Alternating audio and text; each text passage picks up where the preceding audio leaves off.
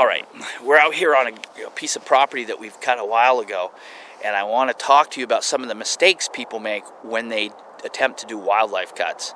And we all know the most important thing you can do to your property to enhance it for your wildlife is to have a timber company and a forester come in and thin it out and do it properly.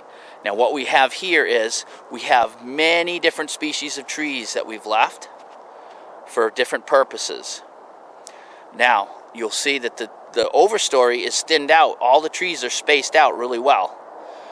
That creates an area that has good overstory, but it allows enough sunlight to hit the ground to grow up all this understory that you see underneath here. Now it's winter time, so you're not seeing as much as normally is here. But there's blackberries and raspberries and ferns and all kinds of manner of different things. There's striped maple. There's oak and maple shoots sticking up that are feeding our deer. The blackberries and raspberries are feeding the birds and the deer. So you have a great mix here. This is one of my favorite pieces of property. It was cut maybe 7 years ago, and we left a lot of great trees. Now, the mistake people make is coming in and eviscerating one species or two species of tree just to focus on certain ones. Well, there's a problem with that. That problem is the trees all work in conjunction with each other, and when you get rid of one species that is growing well in that soil with these other trees, then it causes stress on the other trees. What happens is all these trees are communicating with each other with their roots, and they swap different types of nutrients between each other, and it's a really strange way it works, but it is nature and it's how it's going.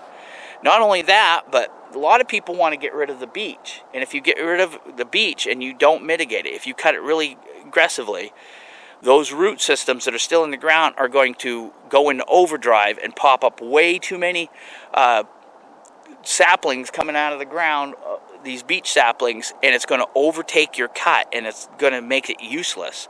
So when you do that, you want to make sure the forester comes in, and when you cut any beech, you want to have those stumps sprayed to keep them from emerging and taking over. A lot of people go after the hemlock or the spruce or the pine. Let's take pine for example. Pine's important because it works well with other trees. It works well with maple and it works well with oak. It communicates with it. Not only that, but white pine is a very important nesting tree for a lot of different birds that we need on the properties to keep rodents and other animals down. So you'll have a white pine is very important nesting sign for both raptors, hawks, and owls. It's also very important for woodpeckers, pileatids, downies, all of those like white pine to nest in. So leaving some pine is very important. You don't want to leave too much because it will sour the soil, but like what we have here, you have a few, they're spaced out quite well, but it works well with the soil. So on this property, we kind of lean towards the red oak, so we thinned out a lot more of the other trees other than the red oak, but we did leave a balance. So that's very important on the property. You want to make sure that you keep a balance on that property. It's going to keep the ecosystem going healthy. It's going to grow your deer bigger and stronger and all the other animals.